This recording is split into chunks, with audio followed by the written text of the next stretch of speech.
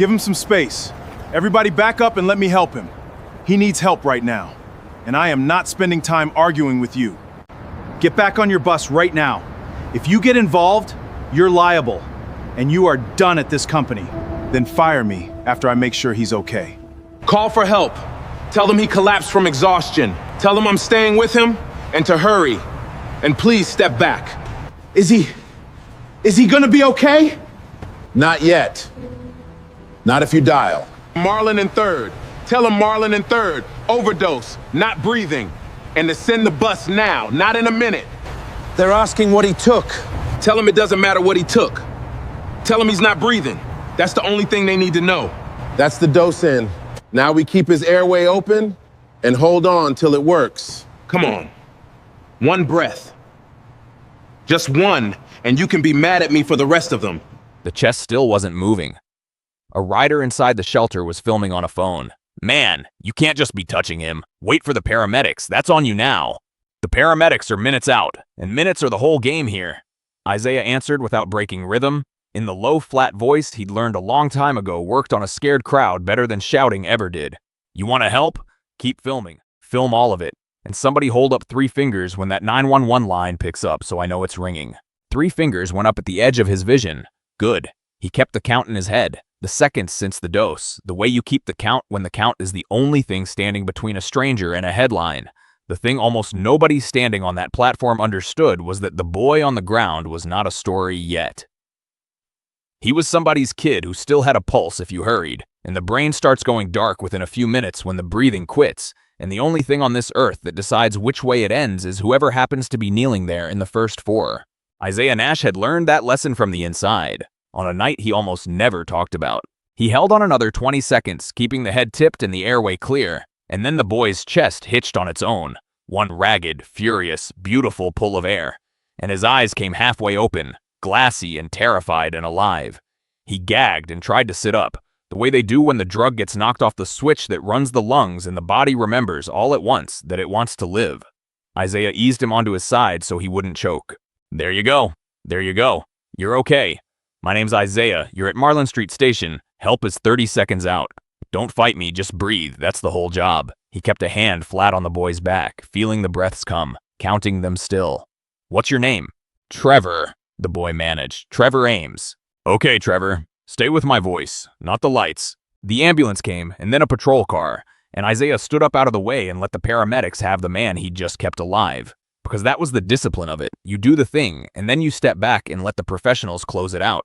He was still down on one knee, steadying himself, when a plainclothes detective got out of a second car, took one long look at the scene. A black man in a transit uniform standing over a limp young addict, a used naloxone device on the concrete and the boys scattered things beside it, and Isaiah felt the night change temperature. The detective's name was Vic Hensley, and he did not say thank you. He said, "Whose is that?" pointing at the naloxone. "Mine. I carry it. I just used it on him." "You carry it." Hensley crouched, looked at the device, looked at the boy's things, looked at the phone already in his own hand where a name search had pulled up a record with the word possession in it from years back. A man kneeling over the body with the kit in his hand. I've been doing this a long time, friend. I've seen this exact movie. You saw a man giving an overdose reversal and keeping a stranger alive. I called it in myself. Ask the dispatcher. We'll ask everybody, Hensley said, in the flat, finished way of a man who had already decided. You know how many overdoses I've worked this year? You know how many of them had a helpful gentleman standing over the body who just happened to have everything he needed? People don't carry that kit out of the goodness of their hearts, Mr. Nash. They carry it because it's a cost of doing business. I carry it because a stranger used one on me once, and I decided to be that stranger for the next person. Isaiah kept his voice even, because he had learned across 1,000 night routes that the quiet voice is the one that gets an angry drunk off the bus without anyone taking a swing, and Hensley was just an angry drunk with a badge and a bad week. You've got a man who called 911, reversed an overdose, and stayed. Somewhere in your training, there's a word for that, and it isn't dealer. Hensley nodded at the uniformed officer beside him, a young one whose body cam light was blinking red. Cuff him. We've got a dead kid this week off a bad batch and a grown man out here handing out doses like he's running a clinic. That's not a bystander. That's a supply. Dotra. The boy's first breath was still hanging in the cold air when they put the man who'd given it to him face down on the hood of a patrol car, wrists behind his back, and Isaiah Nash understood, in the cold and the strobing red, that saving a life had just become the best evidence anyone was going to offer that he was the reason lives were being lost. By morning, it was not a rescue. It was a charge. They booked him for possession with intent to distribute, and they built it on a technicality that would have been laughable if it weren't a felony. Isaiah hadn't had a single grain of anything illegal on him, only the naloxone. But Trevor's things had spilled across the concrete when he went down, and the arrest report described that scattered mess as controlled substances recovered within the suspect's reach. And there is a doctrine called constructive possession that lets a man be charged with owning whatever the state decides was close enough to his hands. Hensley didn't need drugs in Isaiah's pockets. He just needed a body on the ground, a kit in Isaiah's fist, and a paragraph that put the poison within reach. And the machine did the rest. The number attached to the charge was the kind that turns a man's whole life into a countdown. His shift was suspended by the end of the day. The transit company did not need the headline of a driver arrested on a drug charge, and it did not much matter to them which side of the drug he'd been on. The local outlet ran it with a mugshot and the words suspected in overdose deaths. And by evening, the story going around Marlin Street was not the story of the addict a night driver had brought back from the edge. It was the story of the quiet man on the late bus, the one with the record and the kit full of doses, who turned out to be exactly what a certain kind of person had always suspected he was. The cruelest part was how neatly it fit. Everything true about that night. That Trevor had gone down before Isaiah ever touched him. That Isaiah had called the number that brings the police. That he carried naloxone because he was trained and registered to carry it. None of it fit under a mugshot, and all of the damning part did. A black man kneeling over a body with the antidote in his hand. The story told itself, and the cheapest version of the story was that he was the reason the body was there. Hensley didn't have to build much. He just had to point and let the oldest reflex in the city do the rest. And there was a law that should have stopped all of it. The state had a Good Samaritan statute. A person who calls 911 to save someone from an overdose can't be charged for what that call reveals, because the whole point is to make people call instead of run. Isaiah had done the protected thing. He had done the exact thing the law was written to reward, and he was in a cell for it, because a statute is only as strong as the officer willing to honor it, and Vic Hensley had a dead teenager, a supervisor waiting on him, and no interest in the fine print. That was the cruelty inside the cruelty, the one that kept Isaiah awake on the county bunk. The Good Samaritan law existed for a single reason, so that the person standing over a dying stranger would pick up the phone instead of running, so that fear of a charge would never be the thing that let somebody die on a floor. Every overdose he'd ever worked, he'd told the terrified people around him the same thing. Call. You're protected. The law is on your side. Do not run. He had spent years teaching a neighborhood not to be afraid to save each other. And now the city was making him the proof that the fear was right all along. That a man could do everything correctly, everything the law asked, and still end up in handcuffs for the color of his hands and the chapter in his past. If they made that stick, the lesson every scared kid on Marlin Street would learn was the deadliest one there is. Next time, don't call. Just run. That, more than the years he was facing, was the thing he could not let them do. He didn't know yet how the day had actually gone for Nia, and she wasn't going to tell him, because she had a rule she'd built from years of watching her father. The people you love are already carrying plenty, so you learn to hold your own weight and not hand it to them. But it had been the kind of day that finds a kid whether she has anything to do with it or not. A boy had shoved a phone in her face at lunch with the mugshot already loaded and asked in the way 7th grade can be crueler than any courtroom, whether her dad sold to kids. A teacher she liked had gone careful and gentle with her in a way that was worse than mean, and that afternoon a woman with a lanyard and a soft, terrible voice had come to the door. A child services caseworker, just making sure Nia's supported during a difficult time, and asked a 12-year-old whether she felt safe at home, whether there were drugs in the house, whether she wanted to talk about her father, while Nia stood in her own doorway and understood for the first time that the accusation could take more from her than her father's freedom. It could take her father. Nia already knew by the time he made bail and got home, because she was 12 and the news had reached the place 12-year-olds actually live, which was the phones in the hallways of a middle school. She was sitting on the front steps in the dark when he came up the walk. She didn't get up, and she didn't go inside. She just watched him come, with a stillness that landed harder than running or leaving ever could have. "They're saying you're a dealer, Dad. Her voice was very even, which was worse than if it had shaken. That you're the reason a kid died. It's on everything. I saved a man's life 2 nights ago, Nia. That's the whole of what I did. The rest is a tired detective who needed an easy answer and found a man who looked like one. That's not what I'm asking. She pulled her knees up. I'm asking, are you using again? Because that's what everybody's really saying underneath. That you went back. And I need you to look at me and tell me the truth, because I'm not scared of the police. I'm scared of that. And there it was.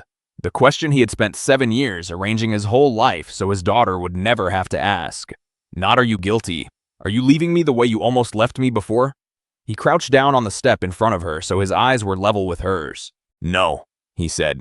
7 years and not 1 day since. I need you to believe that even on the days the whole city is telling you not to. He held her gaze. I'm not going anywhere. Not back there. Not to prison if I can help it. Not away from you. That's a promise, and you know what my promises are worth by now. She was quiet. Then she reached out and touched the inside of his jacket, where a small, flattened, empty cardboard box lived in the pocket over his heart, the one she'd felt there 100 times and never asked about. You've kept this since before I can remember, she said. You take it out of every jacket and put it in the next one. What is it? Isaiah Nash looked at his daughter for a long moment, and something he had kept shut for 7 years began, very quietly, to open. The lawyer came on the 3rd day, and she was not from the police, and she was the first person in 3 days who looked at him like a case she meant to win instead of a story she'd already heard. Her name was Simone Adler, and she was a public defender, which meant she carried 140 cases and slept about 5 hours, and had long ago stopped being impressed by the certainty of men with badges. She sat across a scarred table from Isaiah in a windowless county room and did not open the folder in front of her. Here's how I work, Mr. Nash, so you don't waste your hope on the wrong thing, she said. I don't fight about what people say happened. People say anything. I fight about what got recorded because the recordings don't change their story to help anybody keep their job. She laid one finger on the folder. So let me ask you the only question I care about tonight. Did you call 911 and roughly when? Before I touched him. The second I saw he wasn't breathing. The dispatcher can pull the time. That's what I thought. She almost smiled, which on her tired face was a whole event. Because here's the thing, Detective Hensley is banking on you not making anybody look at. A dealer does not dial the one phone number that sends the police straight to him and then sit down next to the body and wait for them to arrive. That's not what guilt does. You called the cops to your own scene, Mr. Nash. That makes you a lot of things, but the one thing it does not make you is a man running a supply. You're not a suspect. You're a witness they put in handcuffs because it closed a file. She flipped the charge sheet with one finger. And look what they charged you with. Owning the poison you were found kneeling in. There's not a grain of anything on you, only the medicine. They're calling the antidote in your hand evidence of the disease. A first-year law student could take that apart. The problem was never going to be the law, Mr. Nash. The problem was going to be getting anyone to look before the story hardened. For the first time in 3 days, something in Isaiah's chest loosened. He looked at this overworked stranger who had, in about 2 minutes, done the single thing the whole department had refused to do, which was follow the record instead of the man. There's something you should know before you spend your 5 hours a night on me, he said. So you understand what they're going to do with it. That record they pulled, it's real. I'm not going to pretend it isn't. I read it. Simone said it plainly, without softening it into an accusation or a pity. Possession, years back, then nothing, not one thing since. And a certification in the file most people never look at because it doesn't fit the picture they want. She met his eyes. You're a registered overdose responder. You went and got trained. You carry that kit legally with your name in a county program. That's not the resume of a dealer, Mr. Nash. That's the resume of somebody who decided to spend his life on the exact thing that nearly ended it. Which brings me to the question I actually need answered, and you can tell me to go to hell if you want. Why does a bus driver know how to run an overdose call better than the medics who showed up? There it was again, the same locked door. To clear himself of causing a death, he'd have to account for how, in 10 seconds flat, he had known exactly how to keep a stranger from becoming one, and accounting for that meant opening the night he had kept shut for 7 years. That night he told Nia the truth, because the record was already public and it was crueler to leave his daughter holding half of it than to give her the whole terrible, hopeful thing. He told her that before the bus, before the quiet, before her, he had been a man the city had already written off. He told her about the years he lost, gently, without the parts a 12-year-old shouldn't have to carry, but without lying about the shape of it. And then came the piece he had never once spoken aloud under that roof. the piece that lived in a flattened box in his jacket pocket. 7 years ago, I was the one on the ground, Nia, he said. His voice did something on it, the first crack in years of flatness. On a sidewalk on the other side of the city, in the middle of the night, with my lips going blue and no air in me and nobody left who was surprised. And a stranger I never met and never got to thank knelt down next to me, somebody who had no reason to, somebody everybody else that night stepped around. And that person put one of these. He took the empty box out and held it in his open hand, up to my nose and pushed, and then breathed into me with their own breath until my body remembered how, and they stayed on the phone with 911 until the ambulance came, and then they were just gone. I never learned a single thing about them. Not a name. Nothing. He turned the box in the lamplight. I kept the box. I don't fully know why. I think because it was proof that a total stranger decided I was worth 4 minutes on a cold sidewalk when I had stopped deciding that myself. He was quiet a moment, turning it in the light. You want to know the part that took me the longest to make peace with? For a long time, I was ashamed I got saved. Ashamed I needed it, like being the one on the ground was the whole of who I was, and everybody who looked at me could see it. It took me years to understand that the person who knelt down didn't see a junkie on a sidewalk. They saw somebody's kid who still had a pulse. That's the only thing they had time to see. And once I could see myself that way, not the worst night, just a person still worth the trouble, that's when I got to come back and be your father. So when the police look at me now and see the ground I came up off of, I'm not going to be ashamed of it in front of you. I climbed out of it with my hands. That's not the thing about me you should be scared of. That's the thing you should hold on to. Nia's eyes were wet and she didn't look away, and she let him keep going. So I got clean. And I couldn't just walk away from it, so I got trained, and I spent years doing for strangers what that person did for me. I've knelt down for more people on more sidewalks than I can count, and I got you back, and that is the whole story of how I know how to do the thing they arrested me for. He closed his hand around the box. The reason I know how to save somebody from an overdose is that I am the reason somebody once had to. They're telling the whole city I'm where death comes from. And the truth is, I'm walking proof that a person can be pulled all the way back from it. Both of those cannot be true, and only one of them is. Then we make them look at the true one, Nia said, wiping her face with the back of her hand, and Isaiah heard, in his 12-year-old daughter, the exact stubbornness that had kept him alive. The proof came the way Simone had promised it would, out of the recordings that nobody's certainty could edit. She pulled the 911 audio first because the county holds it and the police don't. And there it was, time-stamped in plain. Isaiah Nash's voice, calm and fast, reporting an opioid overdose, giving the location, saying 1 dose administered, saying please hurry, logged a full minute before any officer arrived, made by the very man they were now calling the supply. Then she pulled the transit authority's cameras, which belonged to the transit authority and not to Vic Hensley, and the footage told the rest of it in pictures. Trevor Ames stumbling to the shelter and going down alone, a full stretch of empty seconds, and then Isaiah crossing the platform toward a body he had not been anywhere near when it fell. There was no meeting on that tape. There was no hand-to-hand. There was a man who arrived after and knelt. And then Officer Kelby refused to lie, which is its own kind of coming forward. Kelby was 26 and 8 months on the job, and his body cam had been running the whole time, and what it had recorded was a man reversing an overdose and calling for help. Not a suspect, a rescuer. He didn't slip his camera to a defense lawyer. A rookie doesn't get to do that, and Simone wouldn't have put a hand on footage that reached her sideways. What he did was worse for Hensley and cleaner for the case. He declined to write the report the way he'd been told to write it, and then he walked into the Internal Affairs office and told them why. Once that complaint existed on paper, the body cam Simone had been fighting the department for came out from behind the wall on a subpoena, exactly as it had recorded. Hensley told me to write it up as a hand-to-hand transaction, Kelby said later, when he could finally say it out loud. To swear I watched an exchange. There wasn't one. My camera shows a man giving another man the antidote and staying on his knees beside him until help came, and that's all it shows. I've been carrying that for 3 days, and I couldn't put my name under the other version. He was 26, with a kid on the way and a badge he had wanted his whole life, and he knew that complaint would follow him down every hallway in that building for the rest of his career. He filed it anyway. I became a cop because of the men I imagined were out here, he told Simone once, plainly not looking for anything back for it. Men like the one I thought Hensley was. It took me 8 months to meet the real thing. I'm not going to spend the next 30 years being it. The recordings should have been the end of it. They were almost the end of it. A 911 log, a camera, a body cam, and a registered responder card were more than enough to make the dealing charge collapse. But then Simone pulled the thread all the way, and what she found at the bottom of it changed the whole shape of the thing, because it turned out Vic Hensley wasn't only reaching for the easiest man to blame. He was reaching for the easiest man to blame instead of the hardest truth to admit. The batch. The lethal batch that had killed the teenager that week and put Trevor Ames on that concrete. The toxicology traced its chemical signature, and the signature matched. Of all the places on Earth it could have matched, a sample already sitting inside the department's own evidence room.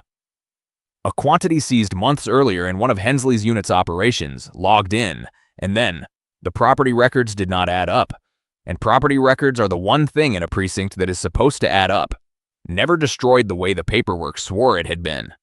Some of it had walked back out the evidence room door and onto the exact street it was supposed to have been taken off of. The trail did not lead anywhere near Isaiah Nash. It led back through a door with the department's own name on it, a failure with the department's own fingerprints on it. Pinning the deaths on a night shift bus driver with an old record did two jobs at once. It closed a case fast, and it kept anyone from looking at the place the real poison had actually come from. And that was the part that took Isaiah's own vindication and made it unbearable, because it meant the batch was still out there. Still on the same blocks. Still killing people tonight, while a detective protected a bad operation by hanging its body count on the one man in the city who'd spent his life pulling people out of exactly this. Simone laid it out for him in the county room flat, because there was no gentle way to hold it. "This got bigger than your case, and you need to know that before you decide anything," she said. "If I only clear you, they quietly close the file, the batch stays a secret to protect the operation that lost it, and it keeps working on your blocks. To get you all the way free, I have to make them look at where the poison actually came from. And that is the exact door this detective has spent his whole career making sure nobody opens." She rubbed her eyes. "You didn't just get unlucky, Mr. Nash. You got chosen. You were the cheapest possible answer to a question the department could not afford to answer honestly." Which was when the offer came. Because when a case starts to come apart, the people holding it stop trying to win and start trying to make winning too expensive. The district attorney's office made it, and Hensley stood behind it, and it was dressed up as mercy. Drop the distribution charge. Plead to a single small count. Simple possession, the kind that comes with probation and no prison. And walk out the door and sleep in his own house that night with his daughter this week. All he had to do was accept the smaller version of the same lie, that he was a man who belonged, even a little, to that world. "Take the small one and you're home tonight," Simone told him, because it was her job to lay it out straight even when she hated it. "Fight the big one and win, and you're a free man with a clean name. Fight the big one and lose, and you're a felon doing years, with a daughter who goes into the system while you're gone. I can't tell you which to do. Anybody who tells you this is an easy call is lying to you." She let it sit. "But I'll tell you the part they're counting on. They know a father with a child in the balance takes the sure thing almost every time. That isn't a legal strategy, Mr. Nash. It's a bet on love. It's the cleverest, cruel thing in this whole business, and they use it because it works." And for a moment Isaiah thought about it. He looked down the hall toward the closed door of his daughter's room while he did, which was the whole argument in a single glance. Because everything he wanted was in the small plea. Home tonight, his own house, his daughter asleep down the hall instead of somewhere a caseworker chose. 7 years of clawing his way up to being a father who got to be there, and here was a door back to that, tonight, for the price of agreeing to be a little bit of what they'd always assumed he was. But he thought about the batch, still out there, still moving on the blocks his daughter walked. Taking the small plea didn't just put half a lie on his own name, it let the true story stay buried. Let Hensley keep protecting the operation that had actually done the killing, and left the next Trevor, the next dead teenager, standing at the next bus shelter with poison in his pocket and no one willing to say where it came from. He had been that kid on the ground once. Somebody he never met had refused to step around him. He was not going to buy his own way home by stepping around all the ones still out there. "No," he told Simone, and slid nothing across the table, because there was nothing to slide, only a decision. "I've spent 7 years being grateful that one stranger decided I was worth the trouble. I'm not going to become a man who decides the rest of them aren't." It ended, in the end, the way it began, with Isaiah Nash on his knees on cold concrete, doing for a stranger the one thing a stranger had once done for him. Only this time, the whole city was watching. The batch was still out there, exactly as the toxicology said, and a few nights later it did what a live poison does, which is find the next person. The call came to Isaiah secondhand and fast, a cluster of overdoses 2 blocks from his own building, and among them Kayla Ames, Trevor's 17-year-old sister, who had gone looking for the same edge her brother had nearly died on. Isaiah was out on bail. He knew with total clarity exactly what it would look like if the man charged with being a dealer was found once again kneeling over an overdose with naloxone in his hand. It could hand the prosecution back everything the recordings had taken from them. It could cost him the case, his name, his daughter, all of it. For one held breath, he stood in his own doorway with his hand on the frame and did the math a free man does. Kayla, 2 blocks away, not breathing. His case, finally winning, that a second overdose scene would hand right back to Hensley. Naya asleep down the hall, whose whole future rode on him being careful for one more week. Every reason in the world to let somebody else's phone dial somebody else's 911 and to keep his own hands clean. He went anyway. He was already moving before he'd finished deciding, the way he'd been moving his whole second life, because the alternative was to stand in a doorway and be careful while a girl he could save stopped breathing. And he had never once in his life walked past that. He grabbed the full kit off the hook by the door, and he told Niafi through her cracked open bedroom door because he was done disappearing without a word. 2 blocks over. People are down. I have to go do the thing. I'll be back, and I'll have my phone, and you can watch the whole thing on it if you're scared. Okay? And his daughter, 12 years old and wide awake, didn't say be careful and didn't say don't. She said call me when she's breathing. Which is the bravest and most terrible thing the child of an addict ever learns to say to a father walking toward an overdose, and which meant she had finally understood, all the way down, exactly who her father was. He found Kayla down on the sidewalk with 2 others, and he did what he knew how to do, out loud, for anyone recording. And half the block was recording now, phones up the way they are. Her name's Kayla, she's 17, this is an opioid overdose, and I am a registered responder. Somebody call 911 and say 3 people down. Tell them to send more than 1 bus. He knelt. He worked. He put the dose to the girl, cleared her airway, turned her onto her side, and counted the seconds the way he always counted them, willing the breath to come back. And this was the part the frame could never have survived even if there'd been no cameras at all. A man does not run a supply and then kneel in the middle of the wreckage it makes, working with his bare hands to undo it. He moved down the row of them the way he'd been trained, checking who was breathing and who wasn't, calling it out. This one's got a pulse. Keep her on her side, don't let her roll onto her back. That one's not breathing right. Tip his head back, keep his airway clear. Help's almost here.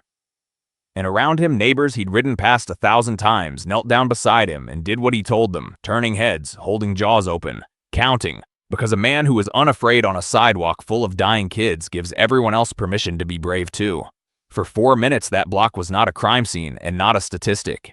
It was a dozen ordinary people, led by a bus driver out on bail, refusing to let 3 of their own die on the concrete. When the police came, Officer Kelby was among them, and his camera was running, and this time there was nothing to misread. There was a man on his knees saving 3 lives in front of a dozen cameras and his own recorded 911 call, doing the exact thing they charged him for, so plainly and so publicly that the frame simply dissolved in the light of it. And when Vic Hensley arrived and opened his mouth, one of the neighbors, an old woman who had watched him work, said the thing that ended it, loud for the phones. That man does not sell death out here. That man kneels in it so our children don't have to die in it. You want to arrest somebody, you go find where the poison's really coming from, and stop pretending it's him. Hensley did not have an answer that survived a sidewalk full of recordings, because a dozen phones and a body cam and a girl who woke up are not something a detective argues his way out of. Kayla Ames took a breath on her own, furious and alive, and Isaiah Nash eased her onto her side and told her to stay with his voice, and somewhere behind him, the last of the case against him came apart. After that, it stopped being about a bus driver. The distribution charge was dismissed. The 911 log and the transit cameras and Kelby's body cam and the R responder registry and the toxicology went all together into a very different file. One that asked how a lethal batch the department had lost had stayed on the street for weeks while its detectives built a case against the man who kept pulling its victims back. Vic Hensley's problem was no longer a bus driver. It was that burying a supply to protect a botched operation and coaching a report to bury a rescuer with it is the kind of thing that survives exactly as long as no one with subpoena power looks at it, and now someone was looking. He was pulled from the unit, and then it went further than a personnel file. Because coaching an officer to swear to an exchange that never happened is falsifying a public record, and letting a poison you'd logged into your own evidence room leak back onto the street and then hiding it to save your case is the kind of thing that comes with a prosecutor of its own. The referral had his name on it. The lost batch was finally named in a report instead of buried in one, and a public health alert went out to the blocks it was still moving on. The warning that could have gone out weeks earlier, before a teenager died, if a detective had been more afraid of the body count than of the paperwork. It does not bring the boy back, but it meant the next family got a knock on the door that said, "Be careful," instead of a knock that said, "We're sorry." And on Marlin Street, that difference is measured in actual children. The Child Protective Inquiry into Nia closed without a word of the apology a father might have wanted and didn't ask for. And Officer Kelby, who had chosen a clean report over an easy one, kept his job by the width of the truth and learned early the thing it takes some cops a career to learn, which is that the camera is only worth wearing if you're willing to let it see what actually happened. And there was one last thing. Small next to the headlines and larger than all of them to Isaiah. The district attorney's office, shaken by how close it had come to sending a man to prison for saving a life, issued written guidance with his case named in it, a directive that the state's Good Samaritan law be honored, plainly and every time, that no person who calls for help at an overdose ever again be charged for making the call. For years, Isaiah had knelt on sidewalks telling terrified people the same promise: "Call, you're protected, the law is on your side, do not run." The city had very nearly turned him into the proof that the promise was a lie, that a man could do everything right and still be punished for the color of his hands and a chapter in his past, that the safe move was to run and let the stranger die. Instead, the man who had spent his life teaching a neighborhood to trust that law became the reason it would finally be enforced. He didn't frame the memo, but he kept a copy, folded, in the same pocket as the box. And the neighborhood, which had been so quick to believe the mugshot, did the slower and harder thing because a sidewalk full of people had watched him kneel in it with their own eyes. The men at the corner store who'd stopped meeting his eye met them again. The riders on his old night route asked when he was coming back. It cost them something to have believed the easy story, and most of them never said so out loud, but they said it in the small ways a neighborhood says it. A nod, a saved seat, a plate of food left on a step, and Isaiah, who had spent his whole life on the wrong end of the easy story, had never once learned how to hold that against anybody. The recovery community showed up the way that community shows up, quietly and completely. People Isaiah had knelt for over the years. People the city had written off exactly the way it had once written off him, stood up and said his name in rooms where it mattered, and the county program that had trained him and then lost its funding found itself with a reason, and a little money, to open its doors again. Trevor Ames, out of the hospital and back in his sister's life, told anyone who'd listen the plainest version of it. "The man they called a dealer is the reason my sister and I are both still breathing. Print that one." And Reggie, who had sponsored Isaiah through the first hard year of getting clean and had never stopped watching his back, put it the way only another person in recovery could. The city keeps trying to arrest the antidote. One day it's going to figure out that the man on his knees is the only thing that's been working out here the whole time. The thing that mattered didn't happen in a courtroom or a headline. It happened a couple of weeks on, one quiet evening at his own kitchen table, with Naya across from him and the flattened little box sitting between them where he'd set it down. "I never told you the whole of it," he said, "because I was scared of the exact thing I've been scared of your whole life. That if you knew all of it, not the cleaned up version, all of it, you'd stop looking at me the way you look at me. Like I'm somebody you're proud of instead of somebody who nearly wasn't here at all. I know all of it now, Dad." Naya reached across and put her hand flat on the box next to his. "The record, the sidewalk, the stranger, the whole thing. It's all out there, the worst of it, on the internet where everybody at my school can read it." She looked at him. "And I'm still looking at you the same way. Maybe more. Because I used to think you were a guy who never had a bad chapter. And now I know you had the worst one there is, and you climbed all the way out of it, and then you spent the rest of your life climbing back down into it for strangers. That's not less than what I thought you were. That's more." Isaiah Nash put his head down for a second, the way a man does when the thing he braced against his whole life turns out, in the end, to be the thing that sets him free. "There's one more thing I need to say to you," he said when he could. "The night I went out for Kayla, I knew what it might cost. I knew it could hand them the case and hand you to a stranger with a lanyard. And I want you to understand why I still went, because someday you're going to be standing in a doorway with a hard choice, and I want my voice in your ear when you are." He turned the empty box once in his fingers. "A person once decided I was worth the trouble when there was nothing in it for them. Everything I've built since, getting clean, getting you back, all of it, sits on top of that one stranger's 4 minutes.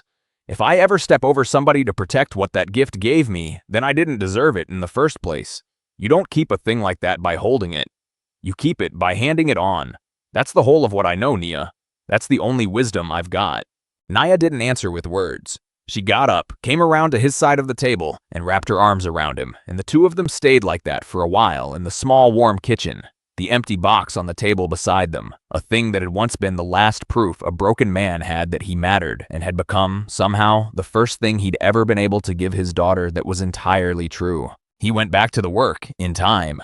Not to the night bus, but to the county program, teaching people to do the thing a stranger once did for him on a cold sidewalk, to read an overdose, to give the reversal, to keep an airway open, to make the call the law protects, to kneel down instead of stepping around.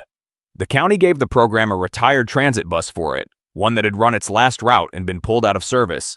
And that is where he holds the class, a driver who lost his seat teaching from the aisle of a bus that lost its route. 24 people the city had mostly given up on filling the cracked vinyl seats.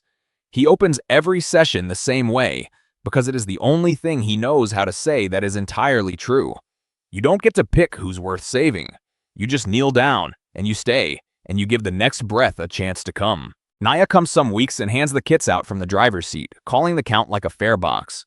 The old night supervisor comes too, the same man who'd grabbed Isaiah's collar and told him to get back on his bus.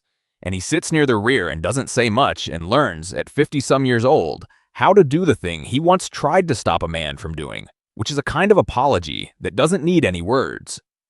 The empty box still rides in Isaiah's jacket, over his heart, the way it has for 7 years. But it isn't alone in there anymore. There's a full one beside it now, and one in the front pocket of Nia's backpack too, which she put there herself without being asked, the week the charges dropped because she had decided, at 12, that she wanted to be the kind of person who kneels down. He didn't make a speech about it. He just noticed it there one morning, a girl carrying the thing that had once brought her father back to her, ready for a stranger she hadn't met yet. And he had to stand in the kitchen for a minute before he could say anything at all.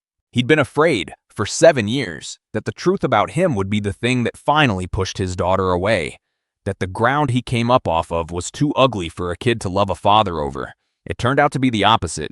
It turned out a child can carry the whole truth about a parent, the worst of it and the best of it together, and love them. Not despite the hard chapter, but because of what they did with it. Somewhere out there was a stranger who had knelt on a cold sidewalk for a man everybody else had already stepped around, and had never known that the 4 minutes they gave him would travel this far.